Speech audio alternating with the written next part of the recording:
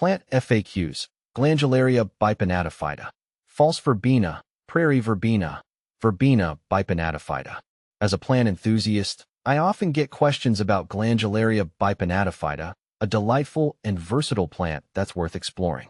Whether you're considering adding it to your garden or just curious about its care, here's a comprehensive guide to answer some frequently asked questions. What is Glandularia bipinnatifida? Glandularia bipinnatifida, a synonym of Verbena bipinnatifida, commonly known as the prairie verbena or false verbena, is a perennial plant renowned for its vibrant blooms and sprawling growth habit. It belongs to the Verbenaceae family and is native to South America. With its fern-like leaves and small, clustered flowers in shades of pink, purple, and white, it's a fantastic addition to hanging baskets, container gardens, and ground covers. How to care for Glandularia bipinnatifida. Caring for Glandularia bipinnatifida is relatively straightforward. Here are some key care tips. Sunlight. It thrives in full sun to partial shade. Aim for at least 6 hours of sunlight per day for the best flowering. Soil. It prefers well-draining soil. A mix of potting soil with sand or perlite works well to ensure proper drainage. Watering. Water regularly, but let the soil dry out between watering. Overwatering can lead to root rot. Fertilizing. Feed with a balanced fertilizer every 4 to 6 weeks during the growing season to promote lush growth and abundant blooms. Pruning. Regular deadheading and light pruning will encourage continuous blooming and maintain a tidy appearance. How to propagate Glandularia bipinnatifida. Propagating Glandularia bipinnatifida is relatively easy. You can use either seeds or cuttings. Seeds. Start seeds indoors 6 to 8 weeks before the last frost. Sow seeds on the surface of a seed-starting mix and lightly press them in. Keep the soil moist and warm until germination, which usually takes 10 to 15 days. Cuttings. Take 4 to 6 inch cuttings from healthy plants. Remove the lower leaves and dip the cut end in rooting hormone. Plant the cuttings in a mix of perlite and peat, keep them moist, and cover with a plastic bag to retain humidity until roots form. What to plant with Glandularia bipinnatifida. Glandularia bipinnatifida pairs well with various companion plants. Here are a few suggestions. Petunias. Their vibrant colors complement the blooms of Glandularia. Lobelia adds a cascading effect and contrasts nicely with the verbena's flowers. Salvia provides height and additional color variation in your garden. Calibrachoa. Similar growing conditions make it a good match for container plantings. Can you grow Glandularia bipinnatifida indoors? While Glandularia bipinnatifida prefers outdoor conditions, it can be grown indoors with proper care. Ensure it gets plenty of light, ideally from a south-facing window. Use a well-draining potting mix and be cautious of overwatering. Indoor plants might not flower as profusely as those grown outdoors, but can still be a charming addition to your home. Is Glandularia bipinnatifida toxic?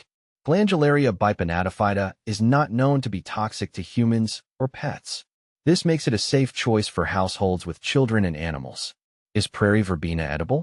One of the first questions that came to my mind when I started learning about prairie verbena was whether it was edible. The answer is yes, but with some caution. Prairie verbena has been used in traditional medicine and herbal remedies by various Native American tribes. The leaves and flowers can be brewed into a tea that is believed to have mild sedative and anti-inflammatory properties.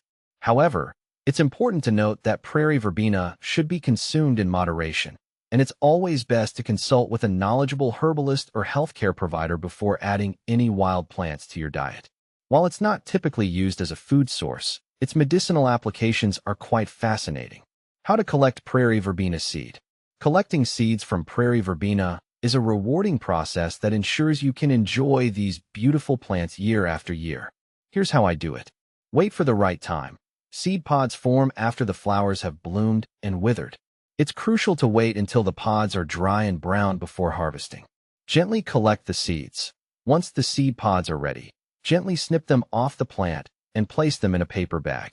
Avoid using plastic bags as they can retain moisture, which might cause the seeds to mold. Extract the seeds. After collecting, allow the pods to dry for a few days in a cool, dry place. Once they are completely dry, gently crush the pods to release the tiny seeds. Store properly. Store the seeds in a cool, Dry place in a paper envelope or a glass jar until you're ready to plant them. When to plant Prairie Verbena. Timing is everything when it comes to planting Prairie Verbena. The best time to plant these lovely perennials depends on your climate and growing conditions. In general, the ideal time to plant Prairie Verbena is in the early spring or fall. In spring, plant them after the last frost date to give them a full growing season to establish their roots. In the fall, aim to plant them at least 6 weeks before the first expected frost. This allows the roots to establish before the plant goes dormant for the winter. When to sow Prairie Verbena seeds. Sowing Prairie Verbena seeds can be done either directly in the garden or started indoors. Here's what I've found works best. Direct sowing. Spring. Sow seeds directly in the garden after the danger of frost has passed. Lightly rake the soil and scatter the seeds on the surface. Gently press them into the soil, but do not cover them completely as they need light to germinate. Fall. Sow seeds in late fall, just before the ground freezes. This method allows the seeds to undergo natural stratification over the winter, leading to better germination rates in the spring. Starting indoors. Late winter. Start seeds indoors about 8 to 10 weeks before the last expected frost date. Use a seed tray filled with a light, well-draining potting mix. Keep the soil moist and provide plenty of light. Once the seedlings are strong enough and the outdoor conditions are favorable, transplant them into the garden. Common problems with Glandularia bipinnatifida. Like any plant, Glandularia bipinnatifida can face a few issues. Powdery mildew.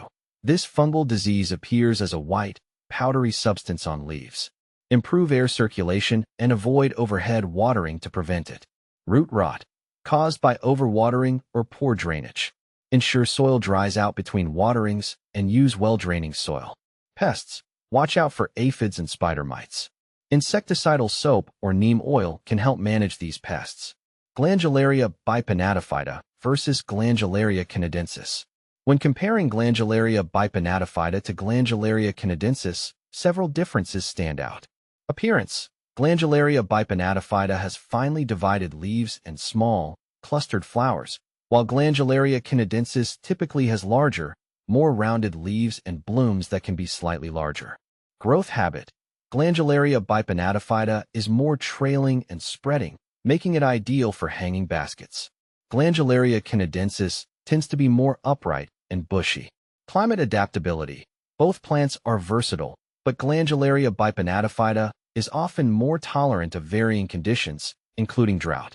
Do Glandularia bipinnatifida close up at night? Glandularia bipinnatifida does not close up at night. Unlike some flowers that open and close based on light, Glandularia bipinnatifida's flowers remain open around the clock, showcasing their beauty both day and night. In summary, Glandularia bipinnatifida is a resilient and attractive plant that can enhance various garden settings. Whether you're planting it outdoors or considering it for an indoor space, proper care and attention will help it thrive. If you're comparing it with similar plants like Glandularia canadensis or others, understanding these differences can guide you in making the best choice for your garden or home.